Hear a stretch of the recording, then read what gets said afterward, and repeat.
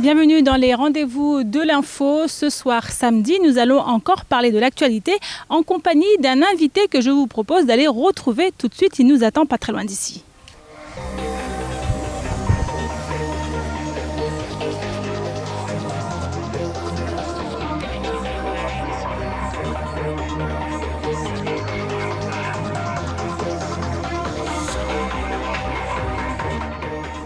Mon invité est désormais à mes côtés. Il s'agit de Saïd Ali Andinani.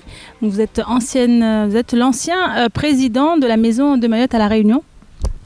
Tout à fait. Je suis l'ancien président et j'y ai fait 3 mandats. Mais j'ai fait à peu près 30 années à La Réunion. D'accord. Donc on va parler aujourd'hui avec vous de l'actualité ici à Mayotte, puisque nous y sommes. Et cette semaine, il s'est passé quand même pas mal de choses, notamment cette affaire qui a marqué la préfecture avec des agents qui ont été soupçonnés de corruption. Les précisions de Camille Leca, on en parle juste après. Payer pour faire accélérer une procédure longue et fastidieuse, celle de l'obtention d'un titre de séjour. La pratique est bien connue des personnes qui font la queue tous les jours devant les portes de la direction de l'immigration. Mais pour certains, pas question de se laisser tenter. Mfano matiki anamurenga matinini tichama vamba tichama kioni ambazo zote chongo za lazimani mwanadamu azifanye lazimani serikali na hubelesheye tinini mba utovinga shtu fulani na fulani yode droit za serikali ujue uzitowe hoho bekusina droit anda para mchuo alo mlongo ju wamba tinini wamba enero na wae asili wa marke amba vale usahau ngi haraka no wamitisikia na wantu doan alina manu wantu watambi hao na kia minumu na parambi lama basi mwenye manantini wa ubolo alojo manu fasilo para papier sur toi marqué sur toi marqué on avait mwanangu shaula ale. D'autres se laissent tenter par la corruption. Si la somme demandée allant de 200 € à 500 € est élevée, c'est la seule façon pour eux de s'en sortir.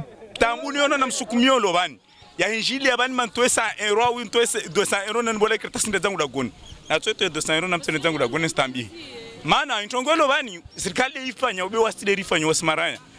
Depuis plusieurs mois, les agents interpellés mercredi étaient surveillés. La police aux frontières a pu boucler l'affaire grâce à un flagrant délit. Mercredi dernier, un agent de sécurité a été arrêté alors qu'il avait sous le bras un dossier et une grosse somme d'argent en liquide. Il s'apprêtait à remettre le tout à un agent à l'intérieur du bureau des étrangers. La technique était bien rodée. On a un agent de sécurité donc, qui était le point d'entrée, si je puis dire, pour les personnes qui souhaitaient faire accélérer le traitement de leur dossier. Et on a 2 employés de la préfecture qui ont chacun reconnu avoir reçu de l'argent ou pour l'un d'entre eux accepté qu'on lui paye un voyage à Madagascar en échange de facilitation du traitement de leur dossier. Un 3e agent de la préfecture est aujourd'hui aussi soupçonné. Et ce n'est pas la première fois qu'une affaire de ce type est démantelée. Une affaire concernant une fonctionnaire soupçonnée de corruption a été mise en délibéré le 15 avril dernier par le tribunal. Les 3 agents concernés par cette nouvelle affaire ont été mis en examen hier. L'enquête se poursuit. Ils encourent jusqu'à 10 ans de prison et pour les 2 agents internes de la préfecture, la perte de leur statut de fonctionnaire. Des faits qui sont quand même assez graves, des agents soupçonnés de corruption avec des sous à la clé pour ceux qui veulent faire accélérer la procédure. Comment vous prenez cette affaire, Saïd ? Alors, je crois que ici à Mayotte, certaines choses évoluent et beaucoup de personnes restent encore restent dans ces régimes. Ce sont des pratiques normalement qui ne devaient plus être d'actualité chez nous ici à Mayotte, mais qui ont existé. Malheureusement, qui ont existé parce que se référer à ce qui s'est passé avant, il y a eu pas mal de personnes qui ont fait des pratiques pas trop catholiques et on a eu les conséquences, mais dont la loi a été quand même assez légère.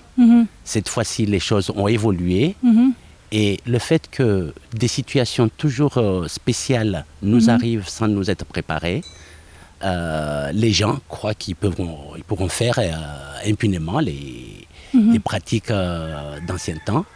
Et voilà un petit peu les conséquences. Alors on a l'impression que leur système était quand même assez bien rodé, puisqu'il y avait des agents qui faisaient entrer et d'autres qui les réceptionnaient à des guichets. Et on ne s'imagine pas quand même que dans les administrations, en tout cas ici en l'occurrence à la préfecture, ce genre de pratique pouvait être... Je crois qu'à situation exceptionnelle, il devait y avoir des mesures exceptionnelles. Jamais Mayotte n'a connu un afflux de personnes aussi important et on n'a pas préparé les gens à pouvoir évoluer en même temps. Et pour moi, le fait que des gens abusent, c'est que même les chefs n'arrivent pas à faire les contrôles. Donc il y a trop de demandes et il y a très peu de personnes qui doivent faire le travail. Et donc on essaie de faire comme on peut et des erreurs que tout le monde doutait et maintenant arrivent à grand jour. Alors certains sont tentés, on le voit, mais d'autres par contre comprennent que non, ce n'est pas des pratiques normales et s'abstiennent, vous le comprenez également. Tout à fait, mais c'est ce qu'il faut quand on est fonctionnaire et qu'on est payé, surtout que le problème n'est pas comme ailleurs où les fonctionnaires ne sont pas payés. Ici, je crois que tout le monde est payé à la date normale, donc on ne devait pas être tenté. On devait plutôt être, pour ne pas dire sévère, strict avec la loi, puisqu'on sait qu'une fois qu'on est attrapé, les risques encourus sont énormes. Donc malheureusement, c'est la légèreté de l'humain. Donc certains sont tentés à faire des bêtises alors que c'est juste pour faire des bêtises, parce que je ne crois pas qu'ils aient des si mauvais salaires au point de vouloir les arrondir. L'appât du gain. Voilà. Bon, bien sûr, humainement, on peut être tenté, mais bon, je crois que la faute est tellement grave que la punition doit être à la hauteur pour que d'autres personnes ne soient pas tentées. Alors des faits tellement graves à tel point que le procureur de la République avec le préfet de Mayotte ont demandé à ce que ces personnes qui étaient uniquement placées sous contrôle judiciaire soient également mises en détention. On regarde cette déclaration. Sur ces 3 personnes qui ont toutes été mises en examen pour corruption, l'une d'entre elles a été placée en détention, 2 autres ont été placées sous contrôle judiciaire. Le parquet avait demandé que les 3 soient placés en détention. J'ai donc fait appel des 2 contrôles judiciaires. Nous verrons quelle sera la position de la Cour d'appel. Et on va continuer à travailler pour vérifier s'il y a d'autres employés de la préfecture qui ont eux aussi eu ce genre de comportement et pour essayer d'y mettre un terme, puisque ma position et celle du préfet est une position très claire, c'est faire en sorte de mettre un terme à ce genre de comportement au service des étrangers. Donc on va aller jusqu'au bout pour réellement faire le ménage. Alors la fermeté, c'est le mot justement qui revient ici. Le préfet et le procureur de la République ont décidé d'être fermes, vous le comprenez ? Je ne peux que le comprendre, moi qui suis un expert judiciaire, je ne peux qu'accepter que la loi s'applique également pour tout le monde, autant pour les chefs qui seraient responsables des erreurs que les exécutants qui n'obéissent pas aux règles qui sont posées. C'est vrai que c'est vraiment désolé de dire que c'est bien, il faut qu'on les enferme ou qu'on les retire de leur pouvoir, mais si jamais on devait laisser impunis des erreurs comme ça, ça ouvre la porte à d'autres personnes pour refaire les mêmes conneries. Et là, cette fois-ci, c'est à la préfecture, mais ça peut être dans d'autres structures de l'administration. Alors, on a vu il y a quelque temps une enquête qui a été menée qui avait montré justement les départements dans lesquels il y avait le plus de corruption. Et Mayotte était quand même à une place assez bien placée, bien positionnée, on va dire. Est-ce que ça reflète vraiment pour vous la situation sur place ? Je peux dire qu'il y a effectivement sur certains domaines des laissés-aller. Le fait que Mayotte évolue, mais tellement vite que certaines choses dépassent même la compréhension même des fonctionnaires eux-mêmes. Je crois qu'un rappel à l'ordre est nécessaire pour leur dire voilà, on évolue, les lois évoluent, donc il faut aussi vous adapter à cette nouvelle donne et comprendre que si vous n'aidez pas vous-même l'État ou l'administration à faire bien son travail, c'est vous qui pourrissez Mayotte. Donc l'image qu'on garderait de Mayotte serait salie. Et là, c'est pas pour une image positive de Mayotte. Alors là, on l'a vu dans le reportage tout à l'heure, ces personnes qui viennent justement solliciter le bureau des étrangers de la préfecture, elles sont de plus en plus nombreuses. Comment vous voyez ce phénomène ? Je crois que c'est un problème vu par un simple citoyen comme moi, comme étant un laisser-aller ou une volonté de l'État de laisser les choses se faire. Mais quelle chose se faire par exemple? Laisser d'abord les gens entrer en quantité et éventuellement faciliter leur obtention de papier. Donc c'est une volonté maintenant. Est-ce que c'est une volonté entre l'État français et l'État comorien qui fait qu'on tolère certaines choses? On facilite, puisqu'on peut comprendre que peut-être la France a une place confortable aussi aux Comores, donc il ne veut pas non plus pas trop froisser, un petit froisser peu les dirigeants de là-bas, mais on n'arrive pas à comprendre que ça continue tous les jours par des dizaines, des vingtaines de Kwassa qui rentrent et qu'on sait qu'ils vont rentrer, parce qu'on le voit quitter depuis en juin. Mais on les laisse arriver et puis on s'apprête à les régulariser rapidement. Alors, on est d'accord, enfin beaucoup de gens le disent, une fois ces personnes arrivées sur le territoire, il y a quand même des Mahorais qui profitent justement de leur présence. Là on l'a vu, ces agents qui jouent justement le malheur des uns fait le bonheur des autres, comme on dit. Et qu'est-ce que vous avez à dire par rapport à ça, ces Mahorais qui profitent de ces personnes qui sont en situation irrégulière notamment pour justement arriver à des actes illégaux? Alors personnellement je ne veux pas en vouloir aux Mahorais. Parce que je comprends très bien, même c'est des choses qui se disent, donc vous... Ça se dit, mais la réalité ne peut pas être vue à partir de cet angle-là. Je crois que si l'État laisse les gens, et parce qu'on sait qu'il les laisse rentrer, et qu'il ne fait rien, c'est vrai que moi, quand je rends service, quelqu'un qui me dit, voilà, je peux nettoyer ton jardin pour 20 € parce que j'ai rien à manger, je peux aller dans le sens où je l'aide. Humainement, je vais l'aider. Mais si la loi s'applique et que m'interdit d'une manière formelle, avec éventuellement une punition à la clé, disant que voilà, si tu le fais, voilà la punition qui va y arriver, et ça se fait vraiment, je crois qu'on ne prendra pas le risque. Mais on peut humainement aider, et puis finalement, nettoyer mon jardin pour 10 ou 20 €, je préfère le faire que de prendre une entreprise qui me le fera pour 200-300 €. Donc c'est tout à fait normal que le Mahorais lambda qui... d'un côté veut aider, de l'autre côté veut payer moins cher, le fasse sans penser qu'il est en train de faire du mal. Au contraire, il est en train d'aider quelqu'un qui est dans le besoin. C'est comme nous, sur la route, quand on voit des gens qui font du stop, on les prend. L'idée, c'est pas de dire je prends un clandestin, je l'aide. Quelqu'un est dans le besoin, Dieu m'a donné les moyens, je vais l'aider. Maintenant, il se peut que la police m'arrête et puis me dise, voilà, il ne fallait pas que tu l'aides parce qu'il est clandestin. Est-ce que c'est humain? Humainement, on ne peut pas ne pas le faire. Donc je ne peux pas mettre la faute sur les Mahorais qui utilisent ce qui existe pour payer moins et éventuellement aider quelqu'un qui est dans le besoin. Alors Saïd, on va continuer avec un autre sujet qui a marqué cette semaine, du moins la fin de la semaine dernière, des bateaux qui ont été volés et dont on ne retrouve plus les moteurs. On regarde ce reportage de Camille Lecard. Des bateaux sans moteur qui partent à la dérive. Voilà le triste spectacle auquel a été confrontée l'association des plaisanciers de Mamoudzou ce week-end. 11 bateaux ont été dépouillés dans les nuits de vendredi et de samedi. Pour l'association, la situation est alarmante. C'est inadmissible quoi. Et c'est incompréhensible envers de ce que tous les jours ils subissent la même chose quoi. Tous les jours, tu vois, ils subissent la même chose, des vols. Ils en ont marre. Et ça leur fait mal au cœur. Imagine, tu achètes un bateau neuf avec un moteur neuf. Tu même pas un mois ou 2 semaines, on vient te voler gratuitement, quoi. À chaque fois, le mode opératoire est quasi identique. Les bateaux amarrés dans la zone de mouillage et non au ponton sont décrochés de leur corps mort pendant la nuit. Les voleurs les font ensuite dériver vers la mangrove ou dans le cas de ce week-end, à la Pointe Mahabou. Une fois à l'abri des regards, les moteurs et autres équipements de valeur sont pillés.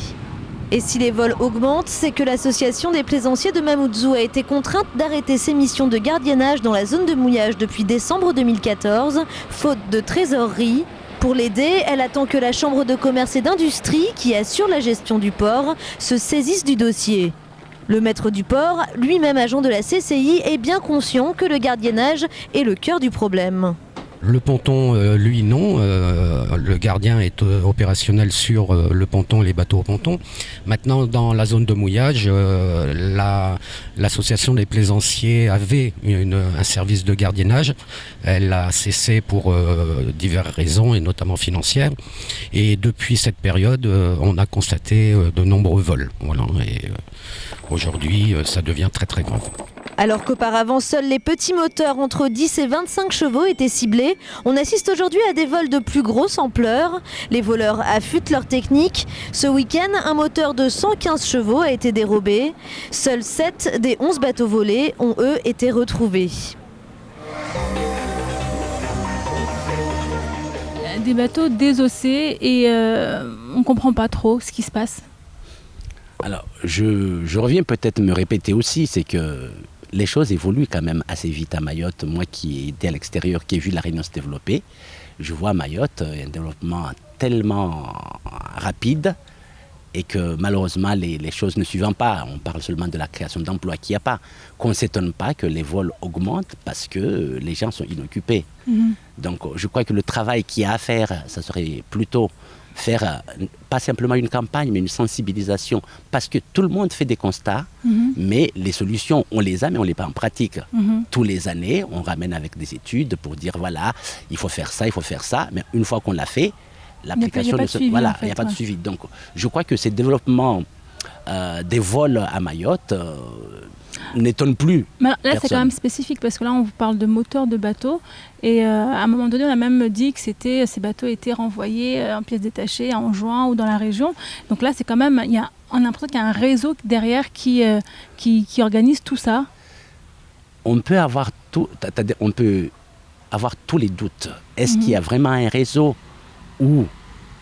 qui serait peut-être préparé depuis en juin pour réceptionner. C'est toujours des suppositions. Hein. Ouais. Y a pas de... Bon, c'est vrai qu'on a parlé d'Anjouan, puisque quand on parle de Kwassa, on ne parle pas de Mouéli ou de la Grande Comore, mais on parle d'Anjouan. Il se peut qu'il y ait un réseau qui est bien, parce qu'ils ont besoin des moteurs, parce que je crois que les Kwassa les fabriquent eux-mêmes. Mais les moteurs, peut-être, ne sont pas à leur portée. Donc c'est normal qu'il y ait ça.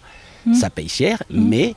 Je crois que quand on veut se débarrasser d'un problème, il faut mettre les moyens. Donc si on ne dote pas de moyens aux petites entreprises qui veulent se développer pour qu'ils puissent se protéger, qu'on ne s'étonne pas que les gens qui n'ont rien à foutre de leur journée préparent plutôt des moyens à subvenir à leurs besoins. Donc ça aussi, je dis, c'est tout à fait normal si on ne met pas les moyens pour surveiller. Alors justement, il est question de moyens qui n'ont pas été mis justement avec cette association en fait, des plaisanciers de Mamoudzou qui dénonce le fait de ne pas avoir les moyens à disposition pour pouvoir travailler. Donc il n'y a plus de gardiennage, donc du coup ce qui explique la recrudescence de ces vols.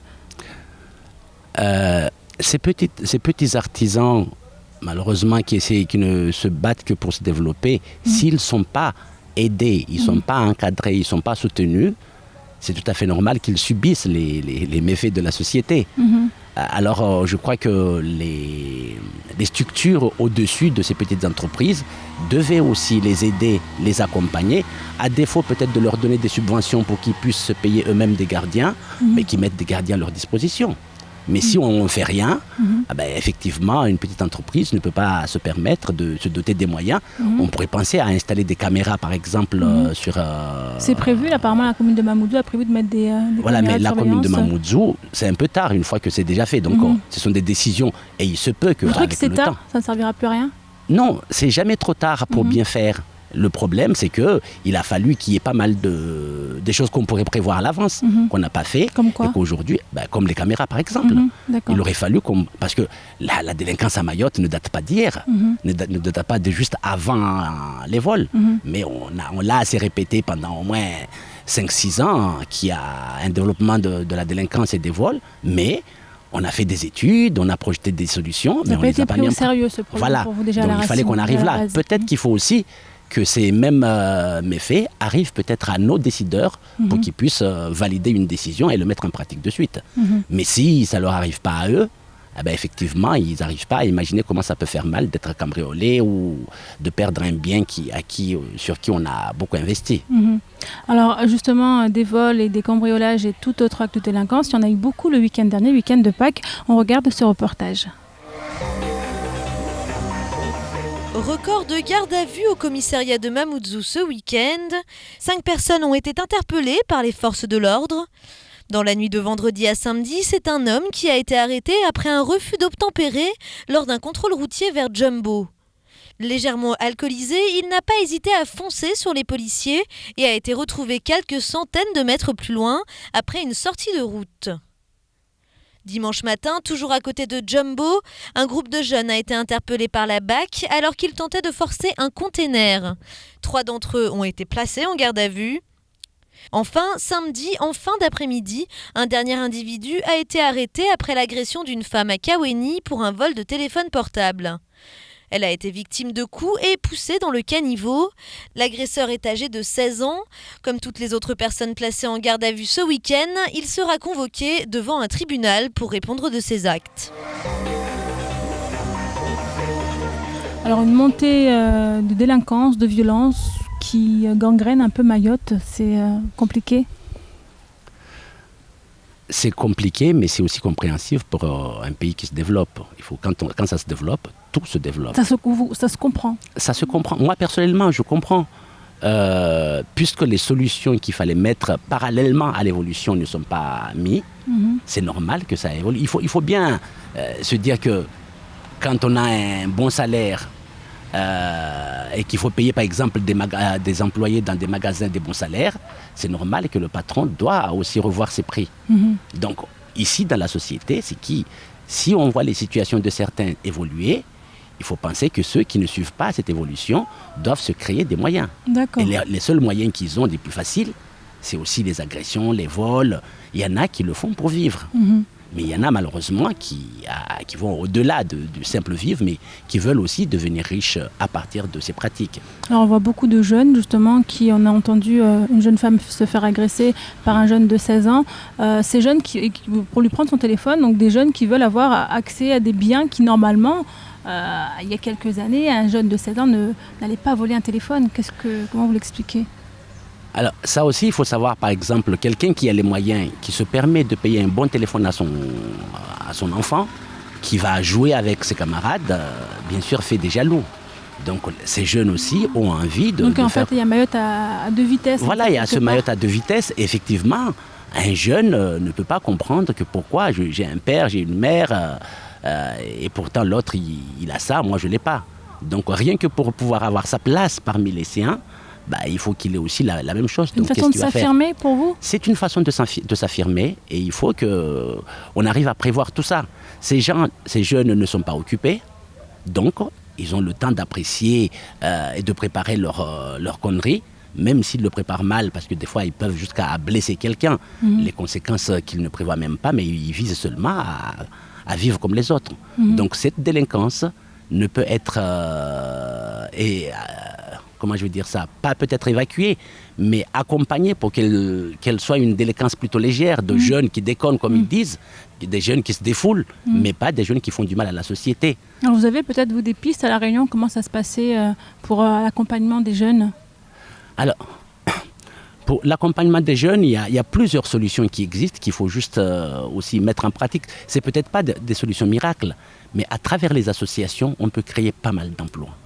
J'ai vu à La Réunion où presque un quartier comme Chaudron ou comme Camélia, où la solution qui a été d'abord le développement économique des lieux, la création de magasins, mais en même temps, on a donné du boulot aux associations, on a donné des missions d'entretien, de surveillance, d'occupation, de sport, qui fait que beaucoup, et surtout qu'on a maintenant les moyens avec les emplois aidés, où les collectivités ne supporteront pas des grands salaires, ou éventuellement on peut canaliser.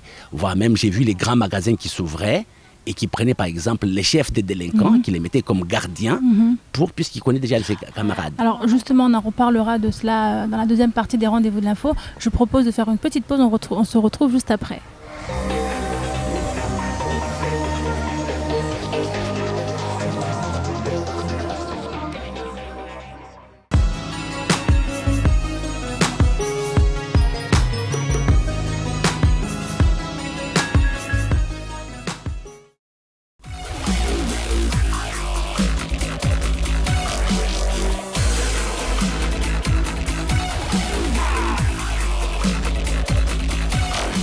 Bonjour à tous, c'est Ornella Perrine, votre Miss Météo sur KTV. Retrouvez-moi du lundi au vendredi à 19h35, juste après le JTM et aussi pendant le week-end. À bientôt.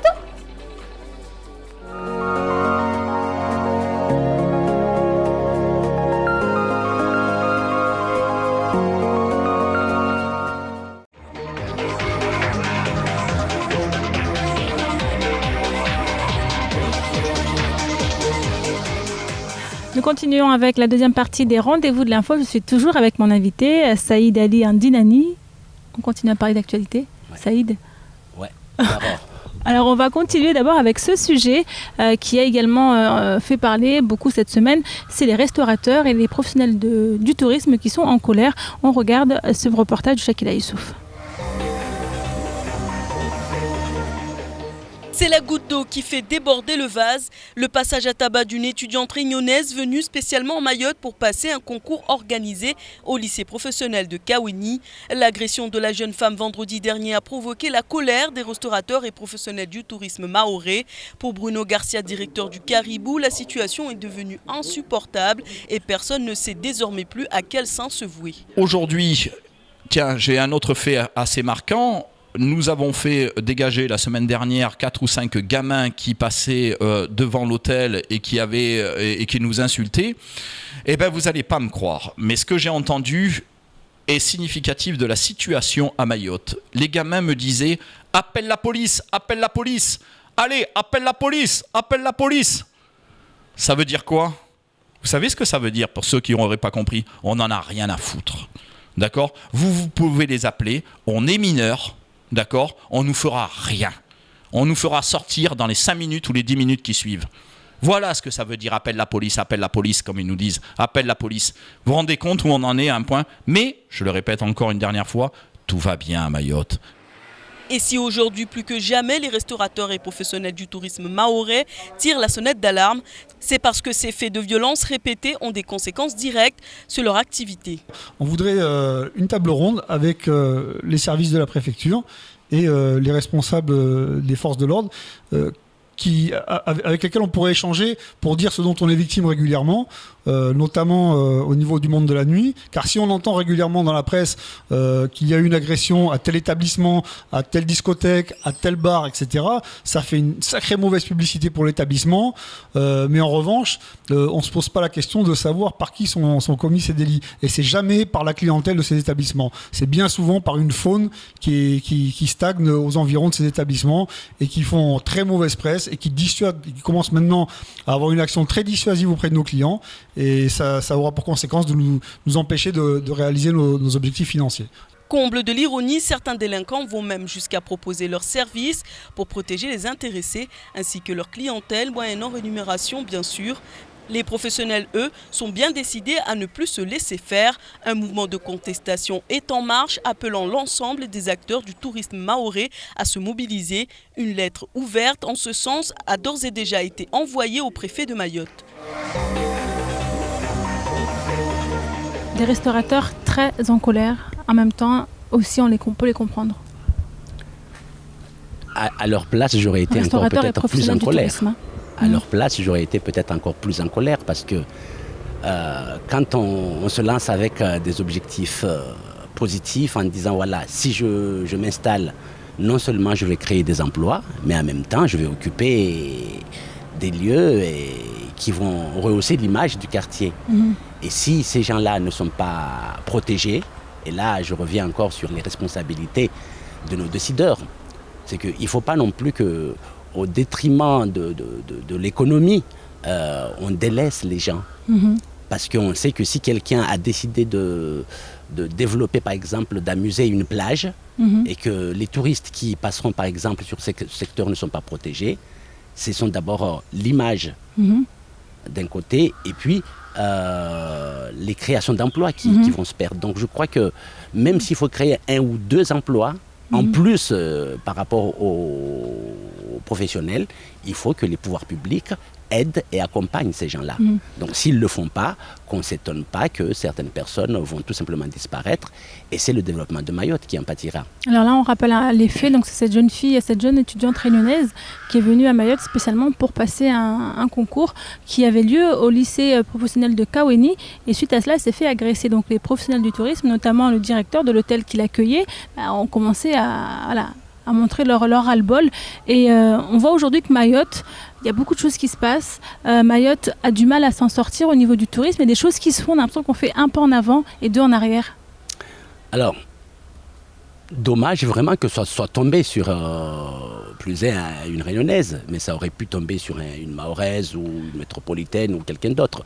Je ne crois pas qu'elle était visée parce qu'elle était Réunionnaise, mais c'est justement le manque. le retour qu'il va y avoir lorsqu'elle va rentrer. Justement, c'est-à-dire là, déjà, si on protège les Mahorais, on protégera tout le monde. C'est-à-dire ceux qui seront de passage, ceux qui seront en mission, ceux qui seront en vacances. Mais là, ce n'est pas parce que c'est une Réunionnaise qu'il faut donner un accent au-dessus, même si les retombées risquent plus que si c'était un Mahorais qui s'était fait agresser. Mais c'est pour montrer encore qu'il faut plus que juste des simples décisions de papier, mais il faut de la mise en pratique des décisions, parce que toutes ces décisions ont déjà été prises. On fait des constats à droite, on fait des constats à gauche, et la mise en pratique des solutions pour éradiquer ces problèmes, on ne les met pas. Ou ils se mettent tout doucement, mais n'évoluent pas à la vitesse de ce qui se passe. Alors on a vu dans le reportage également ce professionnel dire que les enfants, les jeunes qui venaient agresser les clients, ou notamment d'autres personnes à côté, leur disaient « appelez la police ». Alors ça aussi, je crois qu'il y a des choses qu'on peut démontrer. C'est que l'impunité qui est pour les mineurs, je crois, est à revoir. Parce qu'un jeune qui fait les mêmes bêtises qu'un adulte, qu'il ne soit pas puni à la hauteur d'une punition d'adulte, mais qu'il soit puni d'une manière où ça lui apprendra que voilà, tu ne peux pas faire des bêtises impunément et tu seras aussi... Donc je crois que même si les mêmes bêtises faites par un adulte, ce dernier serait condamné de 2 ans ou 3 ans en prison, que le jeune soit rappelé à l'ordre, mais de la hauteur à la rigueur de 1 an ou 1 an et demi, mais d'une manière où qu'ils comprennent, qu'ils comprennent que les méfaits ne peuvent pas être impunis. Voilà. Sans aucune impunité. Donc je crois que à situation exceptionnelle, décision exceptionnelle, la loi peut aussi évoluer dans ce sens. Alors là, donc on parle aussi d'économie qui est touchée. Ben ouais, et malheureusement tout va de pair. C'est-à-dire pas de sécurité, pas d'économie qui se développe, pas d'aisance, comment on appelle ça, Mayotte n'attirera pas les gens parce que malheureusement avec les moyens qu'on a aujourd'hui, une petite bêtise faite à Mayotte, elle est connue tout de suite en Amérique, dans le monde entier. Donc ceux qui seraient tentés de venir à Mayotte parce qu'ils ont entendu du positif, il suffit 2 fois qu'on parle du mal pour que ça puisse effacer tout un ensemble de choses positives qui existent chez nous. On va continuer avec cet autre sujet. Air Austral pointé du doigt pour avoir mis en danger à plusieurs reprises ses passagers. On regarde ce reportage. Air Austral vient d'être épinglé dans un rapport pour mise en danger de la vie de ses passagers. Le document a été rédigé par un expert aéronautique agréé et mandaté par une juge d'instruction de la Cour d'appel de Pau. Il fait état de plusieurs incidents, les conclusions sont claires. La compagnie aérienne est accusée de prise de risque majeure dans ses décisions et d'avoir commis une erreur grave de nature à mettre en danger les passagers. Comme par exemple en 2007, quand il est ordonné à un commandant de bord de décoller malgré l'approche du cyclone Gamed. Le copilote avait déposé plainte en 2012 pour mise en danger de la vie d'autrui. Un ATR 72 effectue 6 vols avec un siège d'équipage hors service. Ce rapport a été remis dans le cadre de l'enquête sur la gouvernance d'Air Austral entre 2007 et 2011. Des passagers mis en danger, Air Austral pointé du doigt, ça vous évoque quoi, Saïd ? Alors, ça me fait très très mal, ça me choque même, dire que c'est un avion français ou un avion européen qui est un laisser-aller sur les conditions de transport. J'aurais compris que ce soit un avion d'un pays de tiers-monde qui aurait eu un laisser-aller pour qu'on puisse parler de ça, Mais Air Austral, pour moi, ça me choque parce que il suffira que cette information-là soit reprise ailleurs pour que les gens disent que si je ne prends pas l'Air France directement de métropole à Mayotte, mais dès qu'il va entendre Air Austral, il va dire non, c'est pas un avion sérieux, c'est pas une compagnie sérieuse, donc je vais pas y aller. Et là, on ratera aussi les destinations Mayotte. Donc c'est choquant. C'est choquant et je crois que là aussi, il faut qu'on prenne une décision ferme pour que les conditions de voyage soient respectées et soient aux normes dignes de la France. Ah, vous parlez des personnes qui sont à l'extérieur, qui souhaitent venir à Mayotte, mais on sait qu'il y a beaucoup de Mahorais qui partent, qui utilisent cet avion, cette ligne aérienne. Donc pour eux, qu'est-ce que vous auriez à dire ? Il n'y a pas encore eu de danger, c'est-à-dire par rapport à Air Austral à notre niveau. Et je crois que nous sommes assez fatalistes pour ne pas tenir vraiment compte. Mais les gens à l'extérieur, ce côté fataliste qu'ont les Mahorais, ils ne le prennent pas, ils prennent au mot l'information qu'on a donnée. Donc les Mahorais continueront peut-être à prendre Air Austral parce qu'il n'y a pas mieux pour l'instant. Il n'y a que Air Austral qui a une image plus positive par rapport aux autres compagnies sur place. Donc, mais c'est plutôt quand on va comparer Air Austral à un avion, à une autre compagnie européenne où la sécurité, la qualité de toutes les prestations qui sont offertes sont de haut niveau. Ils diront, voilà, je ne vais pas me payer des vacances dans un endroit à risque, rien que par le transport. Donc, je crois qu'il faut exiger la qualité au niveau européen, pas à la qualité au niveau comparé par rapport aux petites compagnies de la zone. Alors, on sait qu'il n'y a pas très longtemps, Air Austral a fait peau neuve, c'était l'année dernière, nouveau logo, nouveaux avions, nouvelle charte. Alors, c'est quand même étonnant qu'on vienne après avoir ce genre d'informations. Ça casse pas un peu l'image ? Alors, on peut dire que peut-être le parfait n'existe pas. Ils ont peut-être développé quelque chose de positif, mais ils ont délaissé une partie qui n'est pas la moindre. Donc, je crois que là aussi, il faudra exiger l'ensemble des conditions qu'il faut à aller par les hôtesses, par les plats qu'on donnerait dans les avions, le comportement de chacun, l'attitude que peut adopter chacun des passagers, c'est-à-dire qu'il y ait une rigueur exemplaire où chacun, à l'intérieur comme à l'extérieur, pour que, c'est-à-dire autant parmi les passagers ou parmi les gens qui travaillent que par rapport à l'avion elle-même et à l'accueil dans les aéroports pour que personne n'hésite à prendre l'avion parce qu'il douterait d'un comportement ou de quelque chose qui ne serait pas assez bien contrôlé. Alors un peu plus de contrôle, c'est ce que souhaiterait justement le sénateur Thani Mohamed Swalihi, qui a interpellé le gouvernement concernant les autorisations qui ont été données par le gouvernement comorien dans la zone maritime de Mayotte pour extraire du pétrole. On regarde ce reportage. Le sénateur de Mayotte, Thani Mohamed Swalihi, vient à nouveau de saisir le gouvernement. En cause, la délivrance en mars 2014 d'un permis d'exploration pétrolière par le Parlement des Comores sur une aire de 6000 m², dont une partie empiète sur la zone économique exclusive de Mayotte. Sur ce sujet, le sénateur en appelle surtout à la ministre de l'écologie, Ségolène Royal. Pour lui, il faut que l'État établisse des limites claires et stabilisées de la ZEE, dont le flou actuel pourrait entraîner des tensions politiques et économiques. Thani Mohamed Swalihi souhaite entendre la réaction que la France entend opposer à cette nouvelle contestation par les Comores de sa souveraineté à Mayotte. Alors une redéfinition des périmètres des uns et des autres, c'est ce que souhaite le sénateur ?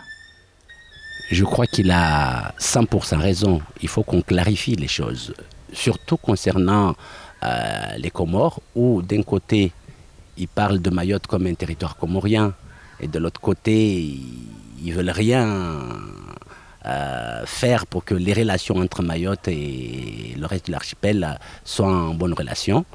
Je crois que monsieur le sénateur Thani devait, une fois qu'il a intervenu, se presser de mettre en pratique toutes les décisions.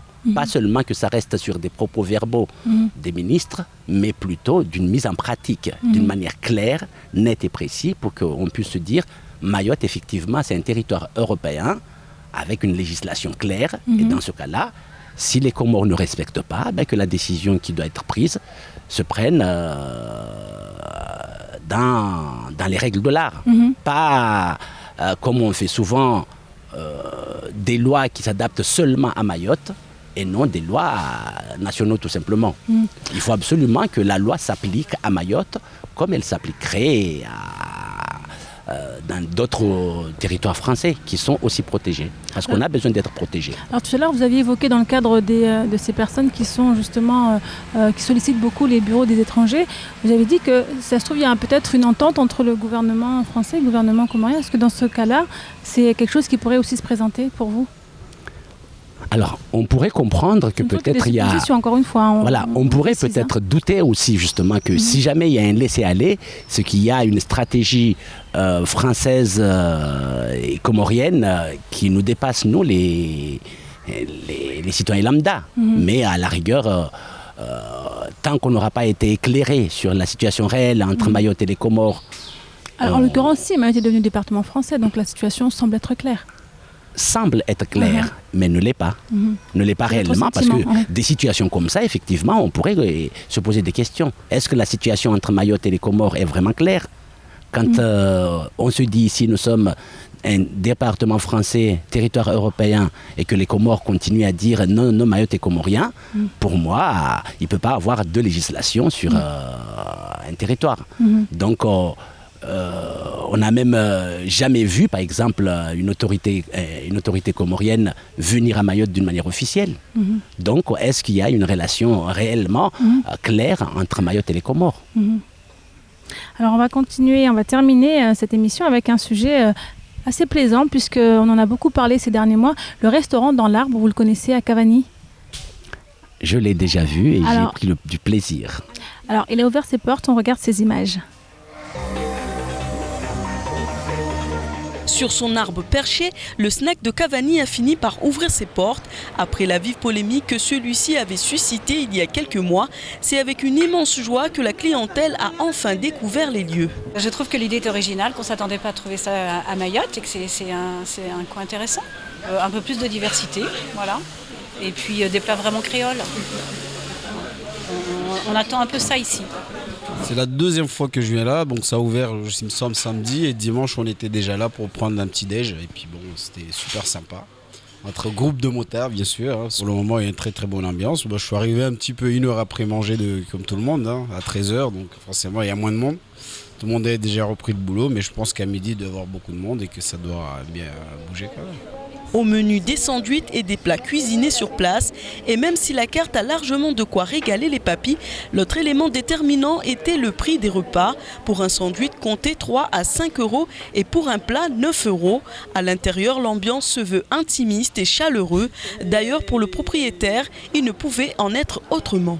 On est ouvert de 6h du matin jusqu'à 22h le soir. Ce qu'on propose, c'est le petit déjeuner. Il y a des sandwichs, des plats à base de viande, poisson, poulet. C'est un rêve de gamin que moi j'avais. J'ai pas eu la chance d'avoir mon banga. Donc j'ai cherché qu'est-ce que je pouvais avoir moi de différent que les autres. Et puis un jour, je me suis dit pourquoi pas. À force de passer à côté pendant des années, je me suis dit pourquoi pas un jour faire un restaurant au-dessus de cet arbre.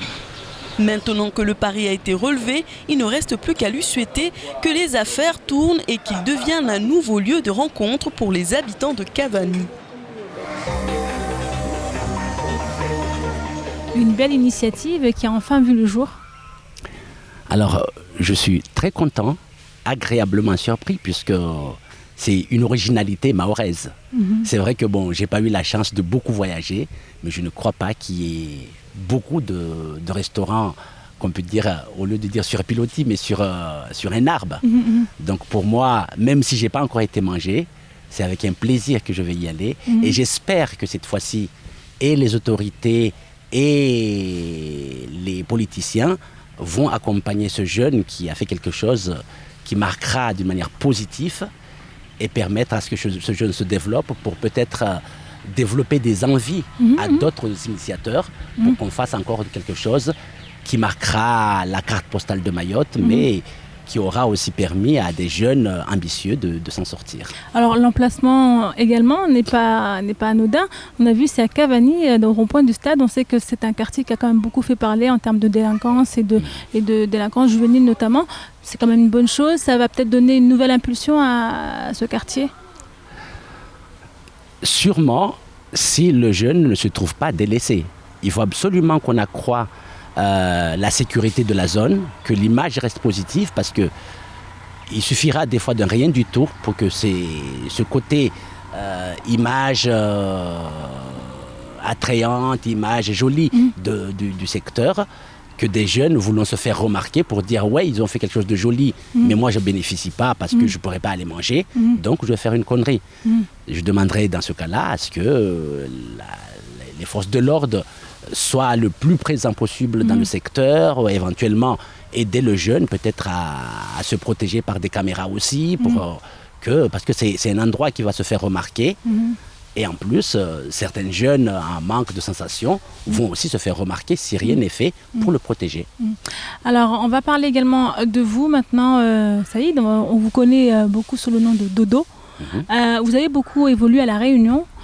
Qu'est-ce que ça fait quand on rentre, après 30 années passées à l'extérieur, on rentre à Mayotte et qu'on se rend compte de la réalité du terrain? Ce qui a été votre cas? Je crois que je m'attendais aussi. J'ai vu La Réunion se développer pendant 30 ans. Effectivement, personnellement, je me disais Mayotte ne peut pas se développer sans entraîner avec elle les mêmes méfaits que j'ai vus à La Réunion. Mais c'est vrai que l'expérience que j'ai eue à La Réunion m'a permis peut-être de me projeter et ne plus être étonné des erreurs qui se font. Dommage que je ne sois pas parmi les décideurs ou les gens qu'on écoute, mais j'aurais pu proposer peut-être des choses. Comme quoi, par exemple? Vous avez justement le micro. J'ai proposé justement l'accompagnement des jeunes sur différentes formes, parce que les associations, il n'y a pas meilleur inserceur, comme on peut appeler, que les associations. Il y en a pourtant des associations qui mais justement, on ne leur donne pas les moyens pour se pérenniser, c'est-à-dire on va leur donner une subvention une année ou deux, après on les laisse. Mais en plus, ils ne sont pas assez encadrés, ou voire même des fois accompagnés, parce que certains arrivent même à faire des bêtises dans les associations. Alors ces associations-là doivent d'abord être accompagnées, mais avec une rigueur qui ne permet pas non plus de faire des bêtises, parce que l'objectif, si on se fixe un objectif, il faut mettre les moyens pour y arriver. Si on se fixe son objectif et qu'on ne met pas les moyens avec, c'est sûr que ça se fléchira assez rapidement, parce que humainement, quand on a bien commencé, la moindre résistance par rapport au problème fait que tu te décourages. Donc je crois que il faut absolument que, une fois qu'on prend une décision, qu'on l'accompagne, mais avec endurance. Ne pas se fatiguer au bout d'un mois en se disant que voilà, l'enfant est né, il a maintenant 3 ans, il commence à aller à l'école, donc je peux m'occuper des autres et le laisser.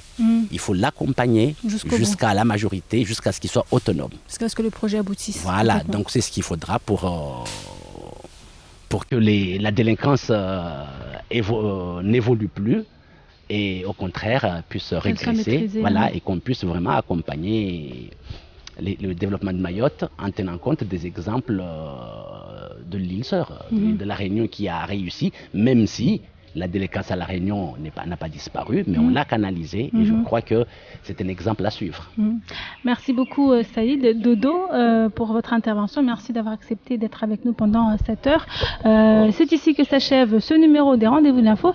Je vous dis à demain pour un nouveau numéro avec un nouvel invité. Bonne soirée à vous sur KTV.